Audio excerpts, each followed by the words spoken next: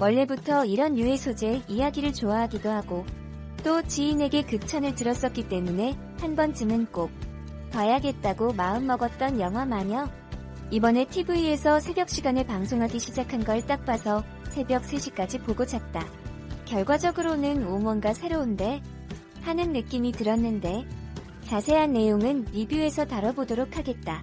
이번 영화는 일종의 반전이 존재하기 때문에 스포 없는 줄거리 이후에 구간을 나눠서 최대한 스포를 배제한 감상 부분과 나름대로의 결말 해석 스포 모두 다 까고하는 감상으로 진행할 예정이므로 구간을 확인하시고 원하시는 정보만 쏙쏙 골라 가져가시면 좋을 것 같다.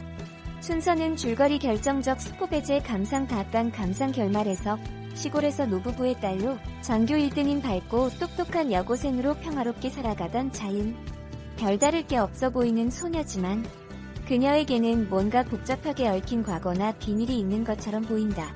어깨에 지워진 문자 같은 것, 그리고 기억을 잃게 만들었다는 의문의 10년 전 사고, 이따금씩 머리를 헤집어 놓는 통증.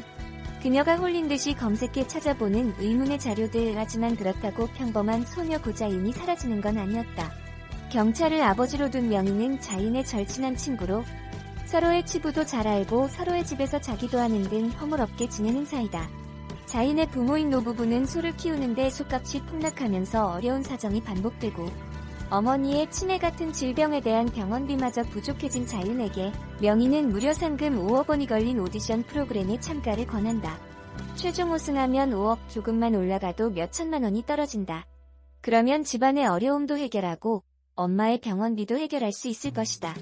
그런 희망으로 참가한 프로그램에서 자윤은 계속 좋은 성적을 이어가는데 방송을 보고 우리 딸이 가장 예쁘다며 연신 웃던 부모님은 자윤이 작은 장기라며 보여준 어떠한 것에 놀라 얼굴이 굳어지고 엄마는 내가 갑자기 우리를 떠날까봐 걱정된다고 말하는데 부모님의 곁에서 오래오래 살아갈 거라고 엄마를 다독이는 자윤. 좋은 성적을 얻어 시골에서 서울까지 올라가게 된 자윤과 명희는 기차에서 어떤 남자를 만난다. 의문의 남자는 자윤을 아주 잘 알고 있다고 말하며 정말로 많은 것을 알고 있는 것처럼 보인다. 이름이 생겼네? 출세했다. 마녀 아가씨. 라고 그녀를 부른 남자는 내가 잊어? 다른 사람도 아니고 내가? 라고 자윤의 기억의 공백을 믿지 않는 듯한 대사를 건지기도 한다. 기차 안에서 거슬리는 사람을 단숨에 죽이기까지 하는 무자비한 남자가 어째서 자윤을 알고 있는 것일까? 한편 자윤이 방송을 타자 상당히 많은 사람들이 자윤을 알아보고 이목을 집중한다. 그렇게 코앞까지 다가온 이협. 그들은 자윤을 알고 있지만 자윤은 그들을 기억하지 못한다고 외친다. 모르는데, 정말 모르는데, 모른다고 했잖아. 과연 자윤을 찾아온 그들은 누구일까? 자윤의 정체는 무엇일까? 10년 동안 묻혀있던 해묵은 이야기가 마침내 베일을 벗는다. 잃어버린 기억, 출생의 비밀, 전통 소재 뒤 이례적인 여주 액션. 모종의 사고로 기억을 잃고 나름 평범하게 살아가던 주인공에게 어느 시점부터 과거에 얽힌 인물들이 나타나고 사건을 휘말리며 갑자기 평화로운 일상에서 격동의 비일상으로 끌려나가는 이런 유해 소재는 사실 많은 소설이든 웹툰이든 영화든 드라마든 많이 사용되는 단골 소재다. 그런 만큼 인기가 있고 개인적으로도 좋아하는 소재인데 이 영화 마녀에서는 평범한 것 같은 시골 소녀 고자윤을 중심으로 이런 이야기를 전개해 나간다. 평범한 것 같지만 평범하지 않는 소녀. 흔한 것 같지만 사실 뭔가가 있는 것 같은 소녀. 영화 내내 우리는 관찰자의 입장에서 기억과 과거를 잃은 소녀가 결국 마주했어야만 했던 것을 마주하는 인생 제2의 전환점을 따라가게 된다. 소재가 소재다 보니 액션도 있고 뭔가 일반적인 액션 영화의 기준보다는 좀 더 잔혹한 면이 가미되어 있긴 한데 15세 정도 연령에 맞춰져 있기 때문인지 중요한 부분들은 자세히 보여주지는 않는다. 부서지는 머리가 앵글 밖에 있다거나 그래서 엄청 잔인한 걸 못 보시는 분들도 비교적 쉽게 볼 수 있을 것 같은 영화다. 특히 이 영화를 보면서 신선하게 느꼈던 점은 이런 서사에서 주인공을 고3 정도 나이가 되는 어린 여자아이를 데려오는 게 사실 흔한 일은 아닌데 이 영화에서는 그걸 했다. 심지어 엄청 강하다. 보통은 엄청 다치고 울고 친한 사람 자기가 약해서 죽는 거 눈앞에서 목격하고 이런 신파 부분이 좀 더 강조될 텐데 이 영화의 주인공 고자윤은 그렇지 않다. 그 점이 또 신선했고 뭔가 시원시원한 맛으로 볼 수 있는 것 같아서 개인적으로는 좋았다는. 이 부분은 말할까 말까 고민했는데 솔직히 스포도 아닌 것 같고 초반부터 아하고 바로 예측할 만한 거라 말하고 넘어가겠다.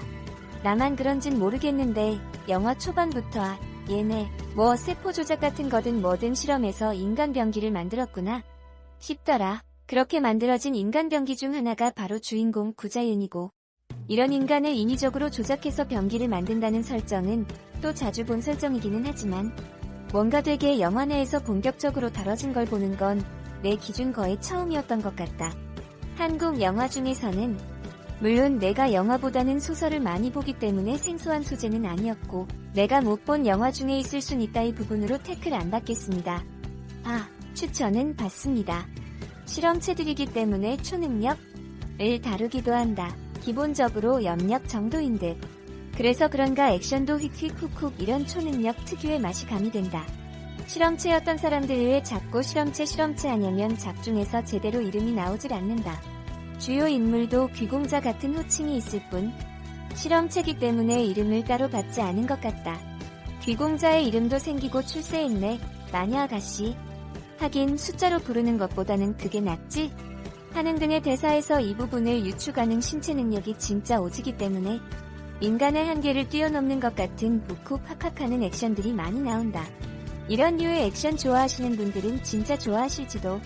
어쨌든 이런저런 소재들이 합쳐져서 맛깔스러운 판이 깔렸는데 거기에 불을 지르는 엄청난 축제를 열어버린 것은 구자윤 역을 연기한 김다미 배우의 연기였다고 생각한다.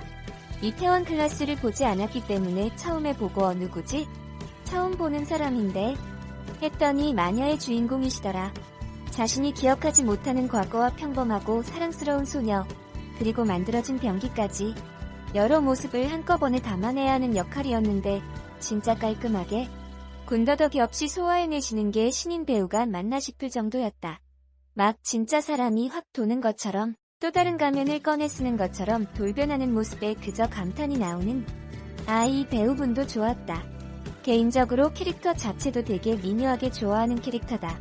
이런 캐릭터 잘 엮으면 피페현노판 찍을 수 있을 것 같은데 뭔가 과거도 있고 애증도 있고 서로가 서로를 너무 잘 알고 있는 느낌? 잘 아는데 또 잘 모르고 뭔가 되게 복잡한 관계인데 이런 복잡한 관계 그려내면서 엮어내는 걸 너무 좋아해서 어쨌든 이분도 너무 좋았다. 전반적으로 한국 영화에서 이런 소재, 이런 분위기를 낼 수 있구나 라고 생각했던 영화 중 하나고 외국 영화 같은 소재를 한국에서도 잘 만들 수 있구나를 깨닫게 되었던 영화. 소설이나 웹툰에서 여주의 캐릭터가 계속 몇 년에 걸쳐 새롭게 변해가듯 영화에서도 점점 여자 주인공 혹은 여자 캐릭터의 가능성이 넓어지고 있음을 실감했던 영화. 평범한 인간이 되고 싶은 괴물 이 부분부터는 영화 반전 결말에 대한 이야기가 섞여 있습니다. 본부 얘기가 나오는 걸 보니 특정 단체, 가 연구진을 꾸려 진행한 실험 같은데 어쨌든 이쪽을 메인으로 건드리고 유전자부터 조작하고 훈련시켜서 만들어낸 인간 병기, 실험체들이 있다. 그들에게는 기본적으로 폭력성이 깔려 있어서 능력적으로도 환경적으로도 사실 절대 평범하게 살 수 있는 상황은 아니었다. 하지만 주인공은 그 상황에 순응하기보다는 벗어나기를 원했던 것 같다. 그런 상황에서 그런 생각을 갖기가 쉽지 않았을 텐데 다른 것들과는 다르다는 박사의 말처럼 구자윤은 생각적으로도 능력적으로도 어딘가가 남달랐던 것 같다. 도망쳐서 심지어 자신을 받아줄 것 같은 노부부에게 계획적으로 간 아이는 거기에서 구자윤이라는 이름을 얻고 부모님을 얻고 친구를 얻는다. 그리고 불가능하리라 여겼던 평범한 삶을 지난 10년 동안 살아왔던 것이다. 하지만 그녀에게는 문제가 있었다. 바로 뇌에 시한폭탄이라도 심어져 있는 것처럼 골수를 받지 않는 이상 그녀의 삶은 얼마 남지 않았던 것이다. 아마 많이 고민했을 것 같다. 이대로 구자윤으로 죽을 것인지 도박을 걸어 더 살아볼 것인지 나 같으면 엄청 고민했을 텐데 구자윤은 망설이지 않았을지도 모르겠다. 어쨌든 구자윤은 자신의 뇌 문제를 해결할 키가 자신을 만든 박사에게 있을 것이라고 생각하고 그들을 찾는데 민주주의 나라에서 그 정도 실험을 자행한 집단을 쉽게 찾을 수 있을 리 없었다. 그래서 구자윤은 꾀를 낸다. 내가 그들을 찾아갈 수 없다면 그들이 날 찾아오게 만들면 된다고. 일부러 잡혀 들어간 고자유는 자신의 문제를 해결할 수 있는 특정한 약이 있다는 것을 발견, 직접 체험한 후 방해물들을 제거한 체해결책을 찾아 나서기로 한다. 개인적으로 이 부분 진짜 너무 반전이었다. 내가 세운 시나리오는 얘가 머리가 아프고 나서 또 다른 인격? 이랄까 잃어버린 10년 전의 기억을 가진 존재가 깨어나서 뭔가를 하는 줄 알았더니 사실 그냥 다 연기였을 뿐이었다. 연기 잘하는 배우가 영화 속에서 영화 속 인물들을 속여먹는 연기를 감쪽같이 해낸다니 배우분 역량이 확 드러나는 부분인데 진짜 하나도 몰랐음. 즉 관객이 인물보다는 전체적인 부분을 보고는 있지만 사실 모든 걸 아는 완벽히 전체적인 신 같은 시점보다는 관찰자의 시점을 줌으로 인해 더 재미있었던 것 같다. 스스로가 마치 멀리 숨어서 이 불행들을 관망하는 영화 속의 관찰자가 되는 기분. 귀공자는 나였다면 고자윤으로 죽었을 거야. 라고 하지만 고자윤은 말한다. 아니, 나는 살 거야. 이래놓고서 평범하게 살 수 있을 것 같냐고 어이없어 하는 귀공자의 말에도 절대 흔들리지 않던 얼굴. 고자윤도 사는 것도 그 무엇도 포기하지 않으리라는 다짐이 그말간 얼굴에서 너무 짙게 묻어나와서 되게 인상 깊었다. 태어나기를 괴물로 태어났다고 해서 길러지길 괴물로 길러졌다고 해서 정말 끝까지 괴물이기만 할까? 모두에게 괴물일까? 고자윤의 이름을 받은 인간병기는 자신을 포기하지 않는 엄마와 무서워하면서도 자신을 보듬어 주었던 아빠, 돌변하는 순간에서도 자신을 아껴주는 친구를 진심으로 사랑했고 그들과 함께하길 원했다. 이들이 괴물로 만들어진 아이를 고자윤으로 만들었다. 이 부분이 또 진짜 좋았다. 그냥 아무렇지 않게 손쉽게 다 죽여버릴 수 있는 나름 최강자인 소년대. 자신을 길러주고 사랑해준 가족들이 소중하고 친구를 소중하게 여기는 고자윤이기도 하니까. 마지막 결말 부분에 대한 해석을 개인적으로 해봤는데 고자윤은 병의 진행을 멈추고 리미트를 해제할 수 있는, 하지만 한 달에 한 번 주입하지 않으면 진행이 배로 빨라지니 꼭 맞아야만 하는 그 약물을 온갖 군데를 뒤집어 엎는데 성공했다. 하지만 고자윤은 더 근본적인 부분을 해결하고 싶어한다. 결국 죽은 그녀를 만든 박사는 이렇게 말했다. 골수 이식받아야 하는데 부모가 누군지 모르지 않냐고. 그리고 고자윤이 찾아간 박사의 쌍둥이 동생. 그녀는 실험체들의 얼굴을 그리기도 하고 고자윤을 위협하며 나타난 능력자에게 엄마 괜찮다고 얘기할 정도로 특별한 관계에 나름 특별한 애착을 갖고 있는 것으로 보인다. 그리고 고자윤은 그 능력자에게 자신을 언니라고 칭하며 경고하고, 즉 죽은 박사의 쌍둥이 동생의 유전자 같은 것으로 만들어진 게 고자윤과 그 능력자가 아닐까 하는 생각이 든다. 그러니까 고자윤은 저 약을 구하지 않아도 되도록 자신을 갉아먹는 병 자체를 없애고자 자신의 몸을 이루는 유전자의 시발점, 골수를 제공해줄 수 있는 박사를 찾아온 것이 아닐까 하는 게 개인적인 해석인데, 흥행했으니 아마 나올 다음 편에서 어떤 이야기가 전개될지, 과연 고자윤이 정말 자신이 원하는 것처럼 모든 문제를 해결하고 고자윤으로 살아갈 수 있을지 엄청 기대된다. 박사 곁에 능력자가 있고 뭐 경호 인력이 있고 하는 걸 보니 저쪽 세력도 엄청날 것 같고 쉽게 고자윤이 원하는 바를 내어주지 않을 것 같아서 마치 소설처럼 여린 소녀지만 강력한 힘을 가진 주인공을 내세운 영화 마녀더 서브 버전. 부제처럼 진짜 온갖 전복과 파괴를 보여줬는데 요즘 소설계에서도 원래의 상식을 깬 여주, 강한 여주, 심지어는 모럴 없는 여주를 내세운 지 좀 됐는데 영화계나 드라마계에서도 이런 느낌을 볼 수 있어서 반갑기도 하고 색다르기도 하고 되게 재밌었던 것 같다. 일단 배우분이 연기를 잘하셨음. 다음 편을 기대해본다.